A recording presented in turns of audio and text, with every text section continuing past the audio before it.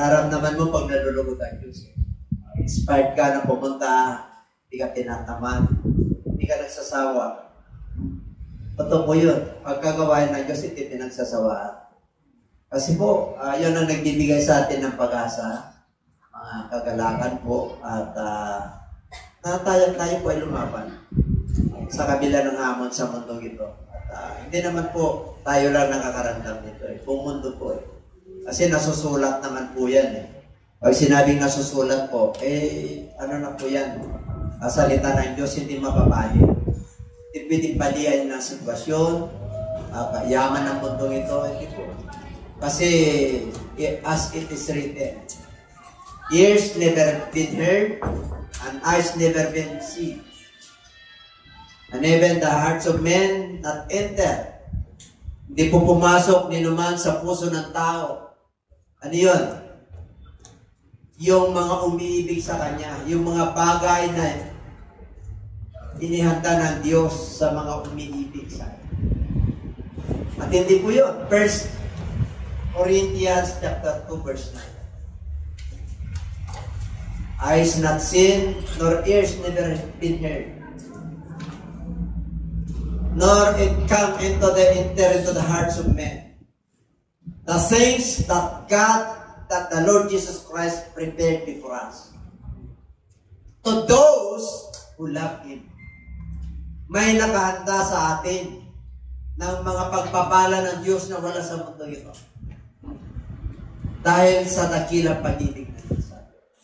Kaya sana po, isa tayo sa mga instrumento na paggamit sa atin ng Lord. Kaya, dito po sa spiritual breakthrough, there is what we call the financial breakthrough. Pag sa pamilya po at nagkaroon ka ng goal at dati po, nag-umpisa kayo ng mag-asawa sa pamilya na talagang tama lang, pero pinagpala kayo ng Lord. Ang ibig po sabihin, nagkaroon ka ng financial breakthrough. May pang-emergency na kayo, may pang-makto na kayo kahit na once a month. Hindi na kayo nag-aalala sa bukas. Tawag po doon, hindi na kailangan yung breakthrough talaga na talagang kung ano binigay sa iyo ng Diyos na makakagaan sa iyo. Yun lang, pasalamatan mo ang Diyos. At kung pinagkatiwalaan ka pa ng Diyos na tatagdagan niya, amen. Depende po yan sa measure of your faith. Depende yan sa binigay ng Diyos na kakayanan mo. Kasi meron tayo kanya-kanyang kakayanan. Okay? Na binigay ng Diyos. Kaya pagdating po sa financial, kailangan naka-breakthrough na tayo. Ang ibig po sabihin, kahit na minimum wage ka lang, pero magaan. Pero hindi ka nag-alala, yung iba hindi ka nag-alala bukas, na kahit na papano, pag may tudukutin ka, hindi yung pang-araw-araw namumroblema ka. Kasi anak ka ng Diyos. Yun ay pag-pray po natin. Ano? Mahirap pag walang Diyos. Walang Panginoon sa buhay natin, walang Savior. Hindi ka niya sasalba. Yes, kakain ka araw-araw. Pero ganun lang, mahirapan ka. Pero pag ang Diyos ay kasama po natin, at saka hindi ka nawawala ng pag-asa. Yun ang pinakamaganda pagkasama natin ng Diyos. Okay? Kaya pag sinabing breakthrough ka, yung physical natin. Physical natin. Pag sinabing breakthrough, ano ba tagalog ng breakthrough? Kumbaga sa lahat ng sagapan, makakalpas ka. Sagana, meron tayong awit yan eh. Sapat na mayroon pa, sobra pa. Para ganun eh. Ganun ang breakthrough. Amen? Yung bang, kasi dahil mananampalataya po tayo, yung pangako ng Diyos tuloy-tuloy. Kaya huwag natin basahin yung sitwasyon, yung nararamdaman, yung nararanasan po natin. Ang ating pananampalataya, ang magbabasa, walk by faith and not by sight. Ang ibig po sabihin, yung mga natutunan po natin ng mga salita ng Diyos, i-apply po natin. Kita nyo, napakasaya. Ilan ang pinapanganak bawat minuto? Di ba? Ilan ang namamatay bawat minuto? Mas marami yung nabubuhay, di ba? Kasi yung tao ayaw niyang mamamatay talaga. Di ba? Kahit na ano na, Sana mabuhay ka pa. Binibigyan ng pag-asa, di po ba? Kaya makikita niyo po, ang kumakain. Napakarami, isipin mo, 8 billion na tao araw-araw. Ganon kabuti ang Diyos, pinapakain niya tayo. Kaya sana po, isa tayo sa mga anak ng Diyos na habang tayo po ay kumakain ay nagpapasalamat tayo. Ay, grabe kasarapan ng Lord. Tuwang-tuwa sa iyo ang Diyos. Samantala yung mga iba, kumakain ng hamon, nagre-reklamo pa. Tapos kumakain ka lang ng talong okra, nagpapasalamat ka. Iba yun. Iba yun. Pinagmamalaki ka ng Diyos sa harapan ng demonyo. Sabi na, amen po, wala ka yung anak ko, okra, talong, hindi nagsawa. Nagpapasalamat. Ito, hamon na, hamburger, sausage, fast food, McDo, Jollibee, nagre-reklamo ka. Ano sa palagay niyo? Ang yaman mo. Hindi ka nga kumakain noon. Physical breakthrough na ba? Normal ka. Amen po? Umidad ka habang nanananalig ka, pinapagaling ka ng Diyos. Totoo po yun. Kasi po, karanasan ko po yun eh. Sabi nila, pag ikaw ay senior na, yung digestive system mo ay talagang yung pagtunaw mo ay talagang mahirapan na. Totoo po yun, according to the science. Pati yung pandinig mo, pati yung mata mo. Nakita ko silang Moses, yung mga yung kanilang lakas, hindi nagbago. Pati yung kanilang yung kanilang mata. Yung mata ko, pang-reading lang po yan. Pero pag gabi po yan, malinaw po yan. Nagdadrive po ako ng gabi, walang salamin. Kasi po, siyempre po, ang lilit na to, ang litra nun, ang lalaki, di ba? Nakaugit pa sa bato, di ba? Ngayon, iba na po kailangan mo na nagsalamin. Dahil ang nag-increase po ang knowledge ng tao. Pag sinabing nag-increase, ang Diyos hindi nagpabaya. Kahit nasabihin mo na wala nang makain ng tao, makakainin ang Diyos. Kahit nasabihin sa lahat ng mundo ito, ang Diyos magpapakain sa tao. Amen po? Kaya huwag kayong mag-alala. Sabihin mo sa katabi, kasaya tayo. Huwag kayong malungkot. Amen po? Pag ginawa mo consumption yung mission, makakaroon ka ng problema. Okay? Natural na. Bakit tayo nagkaroon ng spiritual breakthrough? Every process po yan. This is the stages of growth. Alala nyo yung lasa noo? Part 1 kako. Natural man kasi na tayo dumataan yan. Natural. Bakit pinanganak po tayo? Lahat po tayo niyan. Pero yung spiritual man, yung born again, hindi lahat. Hindi lahat. Ang born again, hindi lahat mangarang ka. Hindi nila basta-basta tatanggapin yan. Tatanggapin nila yan pag nagpahayag sa kanila. Kaya spiritual man ka na. Pag spiritual man, nandun yung process ng spiritual breakthrough. Punta tayo sa number 3. Yan na tayo. Number 3 na tayo. Yan. Bakit spiritual man na po tayo? Nami-maintain na po natin. Okay. Tingnan natin. Paano natin ma-maintain yung spiritual breakthrough? Okay. Ang sabi ko riyan, whoever believes that Jesus is the Christ is born of God. And everyone who loves Him, who begot, also loves Him who is begotten of Him. By this, we know that we love the children of God when we love God and keep His commandments. Take note yung nagmamahal daw sa Diyos, sumusunod sa kanyang mga utos. Verse 3, for this is the love of God. Ano raw ang pag-ibig ng Diyos? That we keep His commandments. Sumusunod kasi tayo. Hindi lang tayo nakikinig sa kanyang sinasabi. Sumusunod tayo with action. Amen po? Kaya sabi niya, for this is the love of God, that we keep His commandments, and His commandments are not burdensome. Hindi po mabigat. Hindi po mabigat ang utos ng Diyos. Hindi nagkaroon ng utos ng Diyos para pahirapan po tayo. Amen? Para tayo po ay mapagpala. Kasi ang Diyos po, alam niya, yung ating pinagdadaanan, alam niya kung ano yung kinabukasan natin, alam na niya kung ano maganda para sa atin. Kaya ang number one, okay, ulitin ko, ang una, natural man, pinanganak ka ng babae. Okay? Job chapter 14, ulitin ko. Ang ipinanganak ng babae ay full of trouble. Iniagtulad po yan sa halaman na siya ay nalalanta at nawawala. Pero yung spiritual birth, yung born again, 3 ng book of John, you see the kingdom of God. And you enter into the kingdom of God. Hindi mo lang nakita, hindi mo lang narasa, kundi nakapasok ka pa. 3:5 ng book of John. Kaya born again ka ng water and of spirit. Ngayon, ito po, sa spiritual breakthrough, pumunta ka na sa pinaka-spiritual breakthrough. Ano yun? Kailangan ipinanganak ka na ng Diyos. Iba yung ipinanganak ka na muli. Born again yun. Iba yung ipinanganak ka na ng Diyos. Titingnan mo. Yung mga naniwala na si Jesus ay si Kristo, siya ay ipinanganak ng Diyos. Who is Jesus is the Christ, is born of God.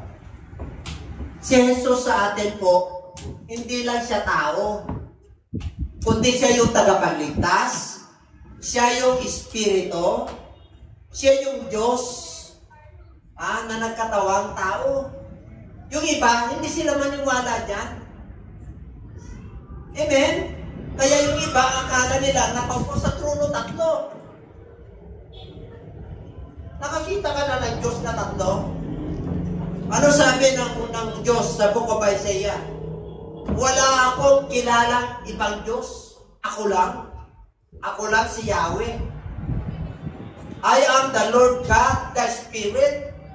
Wala nang iba. Bakit yung tao naglalagay ng iba? Meron sa kanan, meron sa sentro, meron sa kaliwa. O, di tatlo yun. Kaya, pag kilala mo na si Jesus Christ ay siya yung Savior, siya yung Anointed One, siya yung Alpha and Omega, the beginning and the end, ipinanganak ka na ng Diyos. Sino na pinanganak ng Diyos dito? Ditas niyo ang kamay niyo. Ito galing lang kayo. Pag may tanong sa inyo, ilan ang Diyos niyo? Alam niyo ba ipaliwanag? Paano ka naligtas? Dapat pare-pareho tayo, may susi. May susi ka ba? Ng Diyos? Kailangan dala natin yung susi ng Diyos. Ang susi ng Diyos, yun yung magkukumpleto sa atin. Para makapamuhay tayo ng kabanalan. Para makuha natin yung mga pangako ng Diyos sa kanyang salita. Amen? Hindi mo alam kung paano ka naligtas. Ang tagal mo ng mananampalataya. Paano kung nagpa-pray mo nga ako, Brother Arnel? Hindi ko sinasabi na hindi mo alam, alam mo. Alam natin po, may idea tayo. Paano kung maligtas? Bro, talagang ano na ako eh. Sagat na. Wala akong alam. Magkaroon ng, hindi ako payapa. Diba? Dala-dala mo yung susi. Bro, kung yung susi, magsisi ko. Diba? Dala mo eh. Dala mo yung susi ng jeep mo at saka yung baterya mo. Dalawa yung baterya mo, nandiyan ka pa rin. Diba? Dala mo yung susi ng gospel of truth eh. Kahit saan ka eh. Bubuksan mo ngayon. Ano ba yung pinag-pray ko kahapon na nakukonfuse na? Hindi. Nakalimutan ko eh. Umitan talaga. Saan na ba ako pumunta kahapon? Ay, grabe yung problema ng kapatid na yun. Sabi lang nakakalam. Hindi nyo na dapat malaman, pero grabe. Sabi niya, Bishop, hindi ako nakakatulog. Hindi siya nakakatulog. May spirit of confusion kasi matindi yung problema. Hindi ko nasasabi. Pero matindi. Walang makakatulog sa kundi dapat unawain mo siya ng kanyang magulang. Kasi hindi na rin siya naunawaan. Dahil sa tindi ng pinagdadaan. Kaya pagkatapos nun, naramdaman ko yung panglaya. Pagkatapos nun, tinawag ko yung magulang.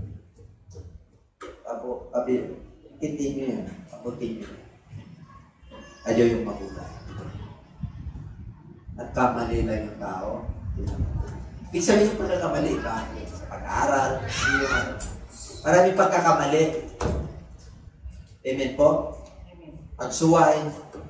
Ganun lang po. Hindi yung pero matindi. Pero napalaya siya. Napalaya sila. And everybody say amen. Ganun katindi ang gawa ng demonyo. Kaya dapat alam natin yung susi. Sinabi niya na, Halik, parang kinakapos ako. Tawagan natin si Bishop. Sarap ng tulog ni Bishop. Siyempre, payapa eh. Kung ba hindi mo ako natawagan, hindi kanya kaya pagalingin ng Diyos. Pinintulutan ng Diyos para ikaw ay tiwala sa Kanya. Kasi ginagamit lang ako ng Diyos.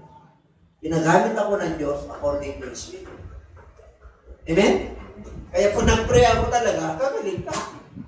Nasa iyo yun, kung yung pananampalataya mo, hindi ka gagaling. Pero ako, lahat ng pinag-pray ko 100% yan, ang pananampalataya mo, gagaling. Kung anong kalooban ng Diyos.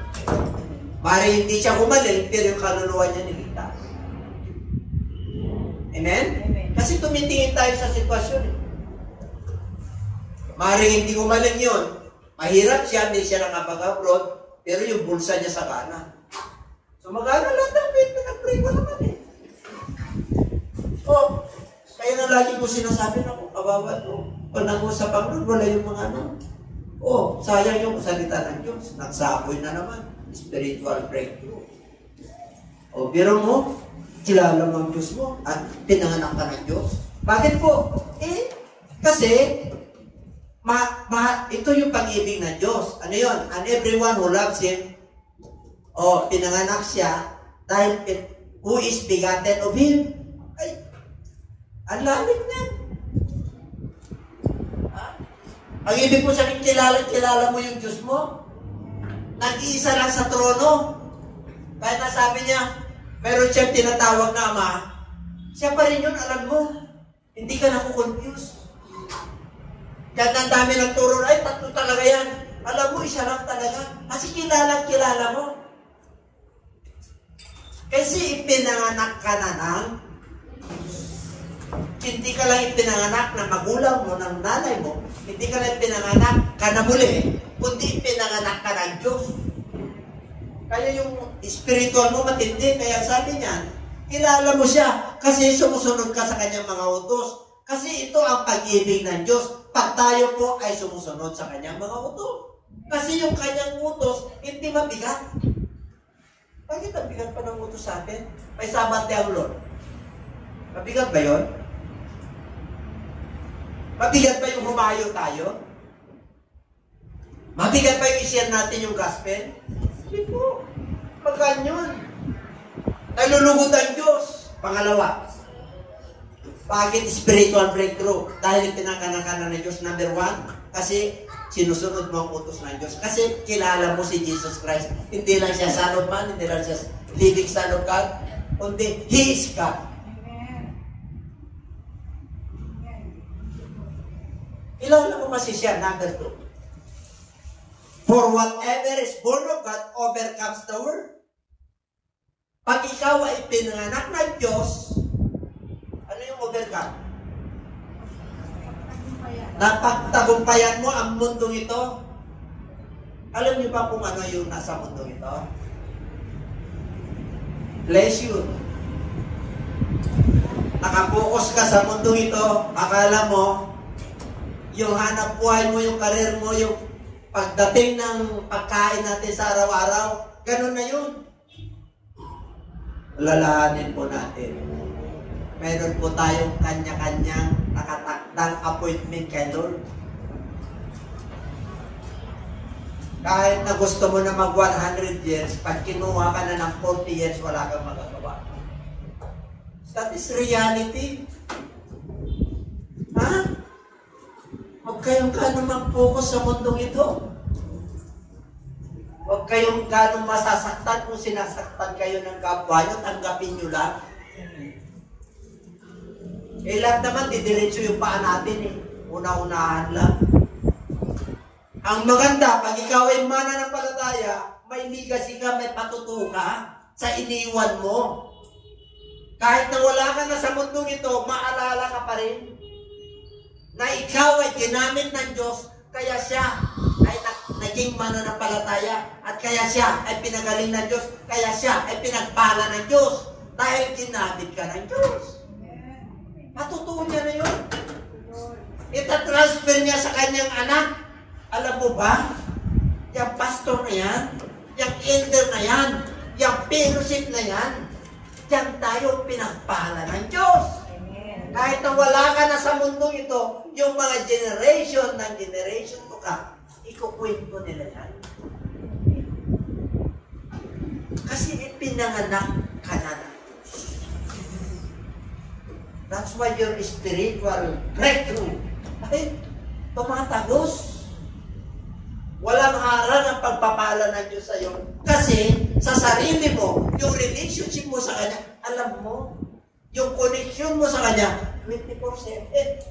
Kahit na natutulog ka, ang sabi ng Book of Psalms, meron siyang angel na gugwardya sa iyo. Amen? Anong kabuti ang Diyos? Pero mo ma-offer ka man, mapagtagumpayan mo ang mundong ito? Ano yung nasa mundong ito?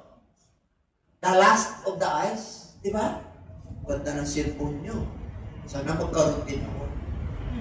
Oh, ang ganda ng binti niya. Sana yung binti niya, binti ko na. Di ba? Last. Ganda ng suot nyo. Oh. Galing niyang magdala ng damit. Oh. Nakalimutan yung sarili niya, mas maganda pala siya. Anong palagay mong mararamdaman ng Diyos kung ganun po tayo?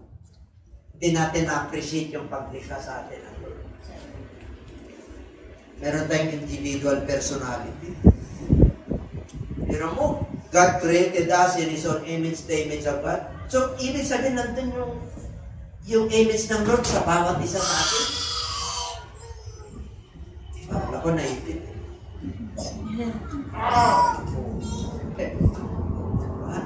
Pero mo yung image ng Lord na sa'yo? Grabe ka. O tanong ko anong image ng Diyos? Parang isipin nyo. Yun yung nakikita nyo sa Quiapo, sa Batang Quiapo.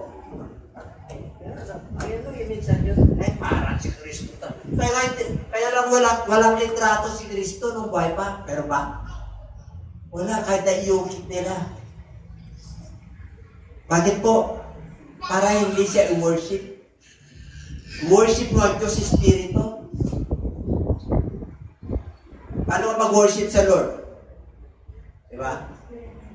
Espiritu. You must worship Him in Spirit and in truth. What is the truth? Ang pinanganak ka na ng Diyos, yung Diyos natin Espiritu. Baka mamaya, guwapo yung kami worship nyo. Wala kung nakita mo sa 10 Commandments. Hallelujah! Ay, sinasakpa mo Diyos-Diyosan?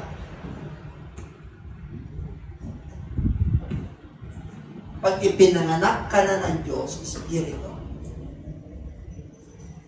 Ang Espiritu ng Diyos ganun. Ang nag-worship po tayo, grabe ang Espiritu ng Diyos. Kanya lahat yan. Tinitignan niya po tayo. Amen? Pero, walang image yun, ano? Yung tinitignan niya yung kapangyarihan. Hindi yung tao na, di ba? Espiritu ng Diyos, wala naman nakakita sa Diyos eh. Kaya you overcome the world. Ano pa? Last of the flesh. Itong laman, grabe ito. Ayaw magpastin ng Saturday ito. O, ayaw. Ayaw, hindi nga kayo na nakapunta. Hindi masakit. Si Lord Jesus Christ nag-fasting. Napapasok tayo sa langit, hindi direct fasting. Kahit isang minute lang. Nagpasting ka siguro noong pandemic. Ang tawag doon, forced fasting. Kasi hindi ka makalabas. Pero yung voluntary fasting na talagang with the whole heart of your spirit, talagang lukurin mo ang Diyos. Amen. Mari, may sakit ka, mag-fasting ka. Kung mag-alala sa antibiotics mo, papasok ang faith na yun. Pag pumasok ang faith doon, yung Holy Spirit niya, ako makakatabi. Hindi mo na. Kaya nga gagaling ka eh. Bakit po? Siya naman ang lumika sa atin eh. May katukunan ka ng Diyos, yes or no or wait. Sinabi ng Lord yun eh.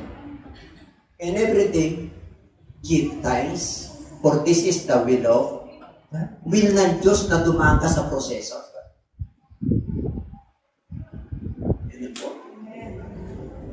Okay, kaya pinanganak ka na ng Diyos, bakit? Overcomer ka eh. Who is who overcomes the world? Sino? But he who believes that Jesus is the Son of God. Ano pa? Hindi yung faith, yung gusto ko makita yung faith. You know, bakit ka naging overcomer sa mundong ito? Because of our faith. Anong faith meron ka, Claire? Ha? Klaro ba yung faith? Transparent ba yung faith? Pag sinabing faith, 10:17 ng Book of Romans, sa pamagitan ng pakikinig ng salita ng Diyos at pakikinig pa, doon nang gagaling ang faith. Kaya pag nakinig kayo ng salita ng Diyos, tiyakin nyo lang na yan ay naitatanim sa mabuting lupa para tumubo, lumago, mamunga ng sagana. Parang naman ang hingin mo sa Diyos ay ibibigay niya sa iyo. Kaya sabihin mo sa katabi, anak ka na ng Diyos. O, pinanganak ka na ng Diyos eh. Pero kung pinanganak ka ng Diyos, ay tuwa-tuwa ka. Wari, lahi ako ni Duterte. Lulo ko yun, no? Di ba? Pinanganak ka ng anak niya. Kaya naging lulo mo siya. Eh, pero kung pinanganak ka ng Diyos, ilang tayo hindi makasalanan. Hindi ka lang ipinanganak na muli, hindi ka lang na-born, naging kundi, you are born of God. Magkaiba po yun. Hindi na may mga born of God, ako ba ako? Diba? Hindi nawawala ng pag-asa. Alam mo, nakabago sa puso. Kasi,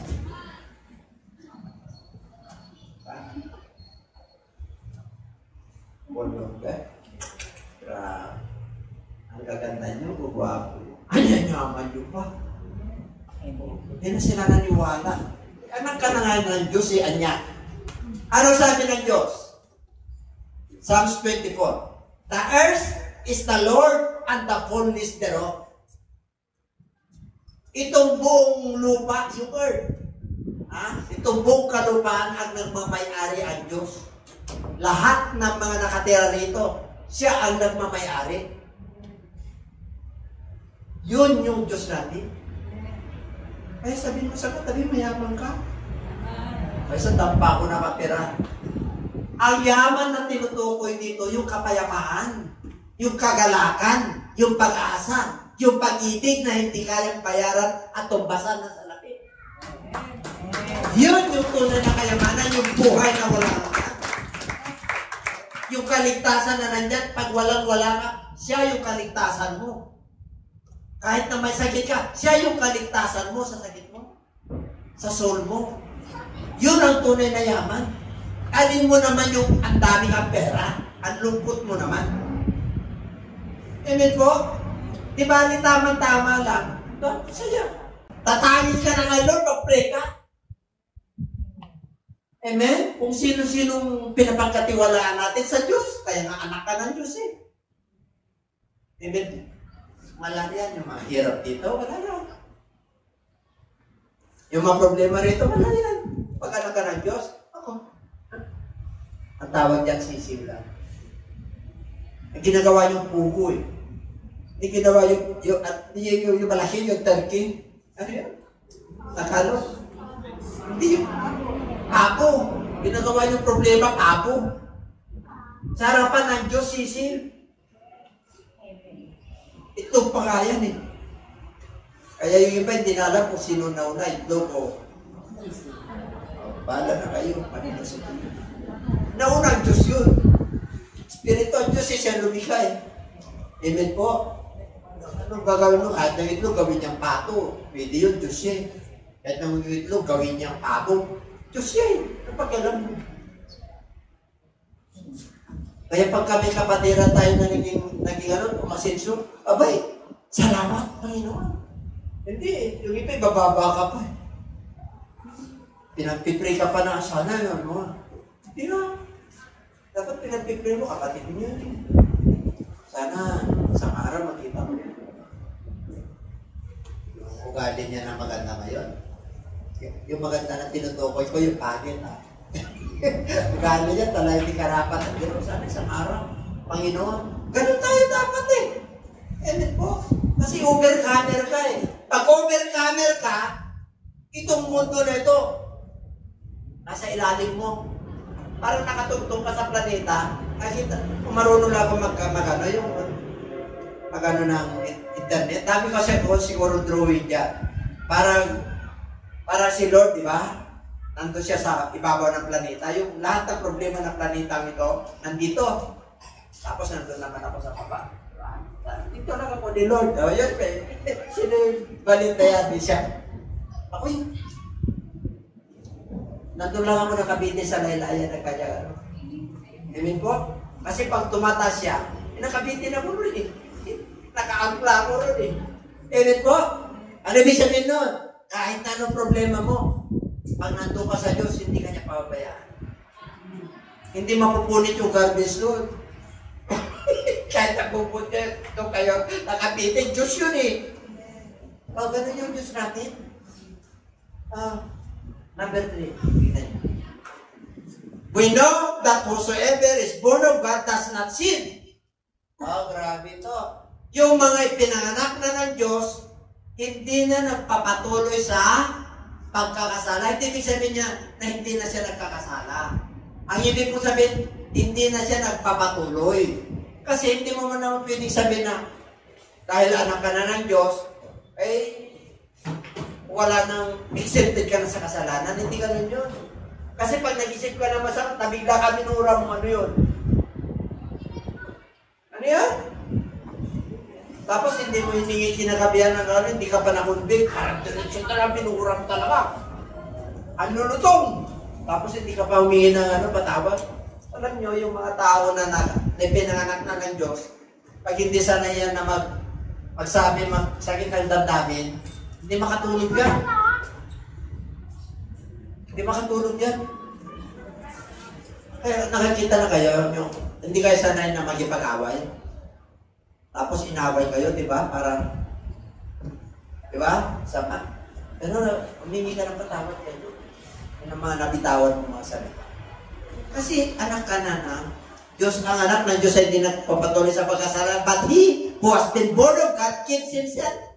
Ano yung keeps himself? Ibig sabihin, inilalayo mo sa gawain masama. Kasi nasa liwanag ka. And the wicked one does not touch him. Grabe. Hindi ka pwedeng katayin ng demonyo. Pag nasa liwanag ka, kahit na yung mga nag-uusig sa'yo, kali nito, hirap nito. Ano yan eh? Yung pinapasama, kaya mo lang. Kaya mo lang magiging issue ka sa buhay nila. Alam niyo, ang ganda ng issue ng buhay nila. Pag nasa publish, yun yan, parang kang artista sa kanyang harapan. Pero mo, di-issue ka. Nakakita ka na ng artista. Pero mo, kapitbahay mo pala artista ka. Tapos pinapatulan mo. Ha? Pero mo, nakapicture lagi sa'yo, tinitignan ko. Tapos ikaw wala. Kasi nagliliwanag ka eh. Kaya dapat dalhin yung tatay at nanay nyo sa ka-stay niya. Number 4. Awit tayo. Awit.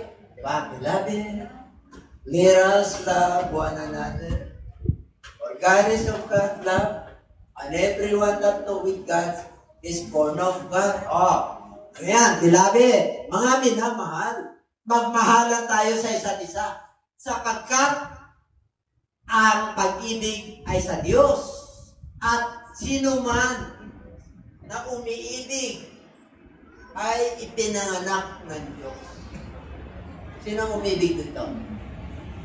Una ang Diyos. Pangalawa, yung mahal mo sa buhay, yung asawa mo. Mahal mo sa buhay, kaibigan mo, pansin mo, bakit po? Ipinanganak ka na ng Diyos. Kaya ipinanganak ka na ng Diyos and knows God. Kilala mo yung Diyos mo na sinasaktan. Ano pa? He who does not love does not know God. Kaya yung walang pag-ibig at pagmamahal, hindi niya kilala yung Diyos. Kasi Diyos ay pag-ibig. Siya yung unang umibig sa atin. Kaya marapat lang na ibigin natin yung kapwa natin. Amen? Apat po yan. Pinanganak ka na ng Diyos kasi kilala mo si Jesus Christ.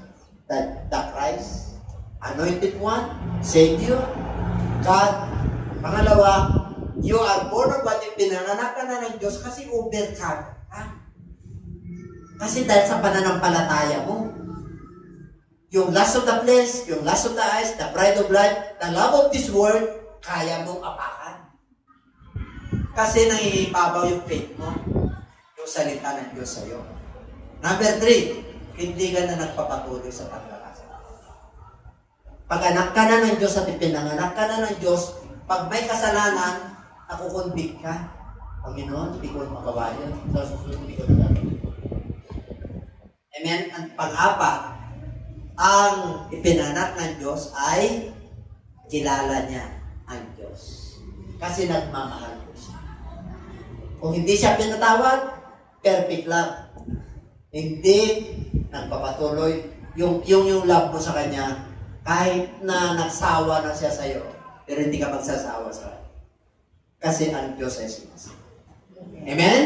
So, purihin ang Diyos. You are now born of God. That is the spiritual breakthrough. Paano natin mamiti? Gusto nyo malaman? Tuloy-tuloy. Hanggang tumating ang Lord, hanggang tawagin tayo ng Diyos. Pag hindi pa nag-rapture. Tingnan mo.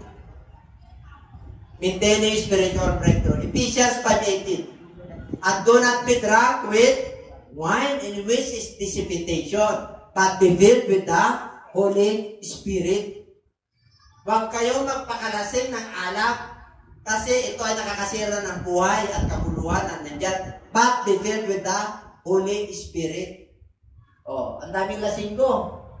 Tayo mananampalataya, nalalasing tayo sa problema sa mundo ito.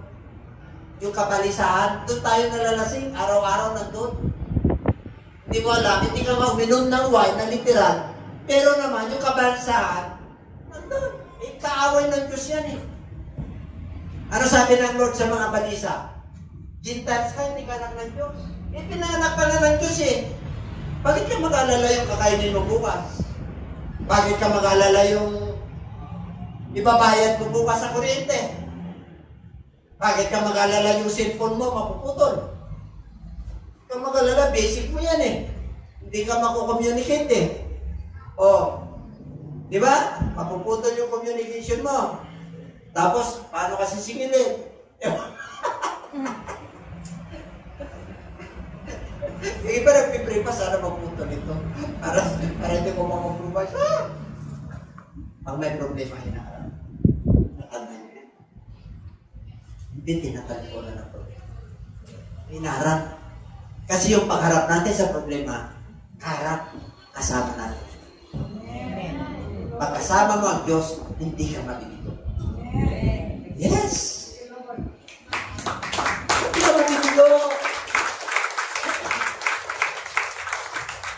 Man yan, relationship man yan, kabuhayan man yan, business yan, karerya, sa pamilya, sa mag-asawa. Ang sarap mabuhay na kasama niyo. Kasama natin ang Diyos. Di ako malulunod. Di ako masusunod. kasama mo ang Diyos eh. Hindi ka malulunod sa, di ba? Sa utang. Hindi ka malulunod. Hindi ka mamabangkrat. Kasama mo ang Diyos. Hindi pa itulutan ng Diyos. Na ikaw ay mapahiya at mapahiya yung kanyang pangalan.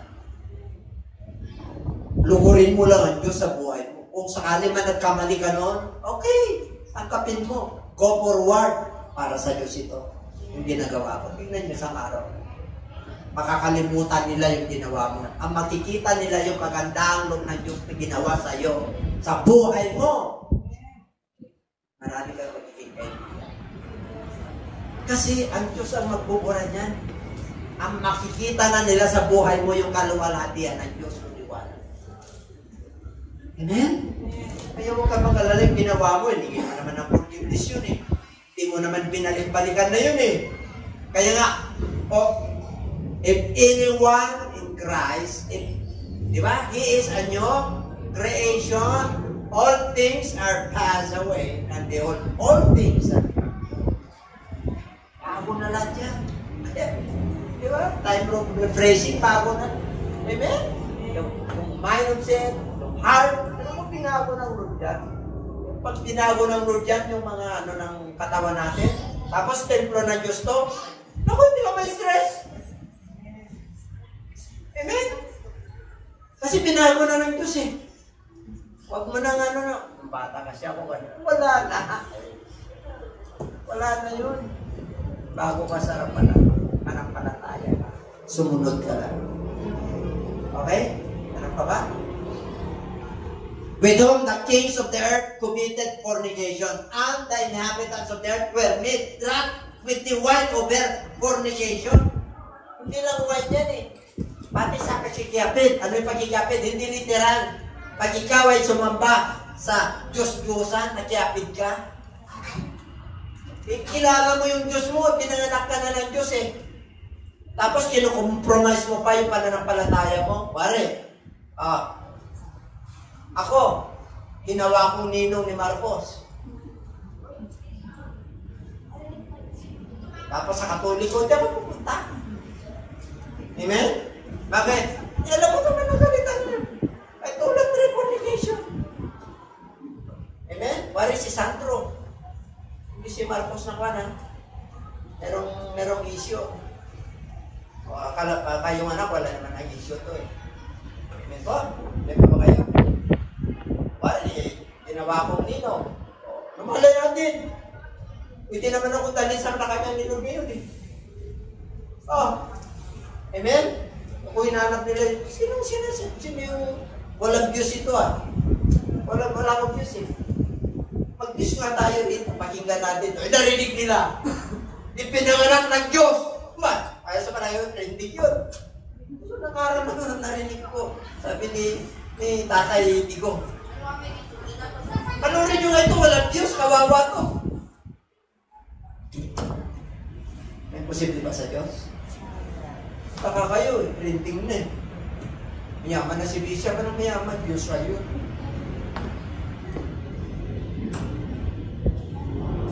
Huwag na tayo na. Number 2. Para mamintay. For all the nations have drunk with the wine of the wrath of their fornication. The kings of the earth have committed fornication with it. And the merchants of the earth have become rich through the abundance of their luxury. Yung yaman sa mundo ito, yung mamayayaman bansa. Amen? Sila yung sinusunod. Kahit hindi na labag sa kautosan ng Diyos. Bakit? I-drunk sila eh. Committed fornication. Paano pa? Yun. John answered saying, or I indeed baptize you with water, but one mightier than I is coming, whose sandals strap I am not worthy to loose. He will baptize you with the Holy Spirit and with fire. Puspos na tayo, may alap pa! Kahit na anong sakit tumarating sa'yo, sa pangalan ni Jesus. Di ba? Anong stage ka na? Sabi ng doktor, walang stage 6 yan. Hanggang stage 5 lang, bakit tumabot ka ng stage 6? Wala ka na sa record, pero buhay ka pa. Bakit? Di nila nakikita yung Diyos natin, Espiritu. Amen?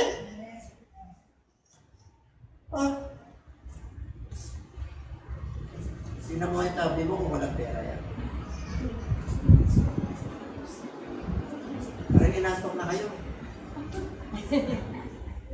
Alas 11, ano pa na? Tama ba yung rilo natin? Sa buwan niya? Tama. Kasi baka mamaya, advance sa 2 oras sa buwan niya. Pag late naman dyan sa Hawaii. Saya kaya? Diba? May nakuha ba tayo? Spiritual breakthrough. Bakit yung kanina yung Matthew chapter 3:11? Ni magdala ng sandalyas, nahihiya. Pero sa book of Luke, yung in natin, yung strap, yung kanyang, ano tong strap? Yung tali, hindi ka dapat, ganun katindi ang ating Panginoon Diyos. Ganun nila ginagana. Hindi magdala ng sandalyas eh. Hindi siya karapat-dapat si John the Baptist. Amen? Doon siya. Nung dumating si Kristo, I must decrease and He must increase. Kaya yung pinapangalan natin dito, isa lang ang Diyos. Ang pangalan ng Diyos natin sa panahon natin ay si Jesus Christ. Yeshua sa Hebrew. Jesus Kristo sa Greek. Sa Tagalog, Jesus Kristo. Sa English, Jesus Christ. Amen po? Yun yung tunay na Diyos. And everybody say, Amen. Patay po lahat ito.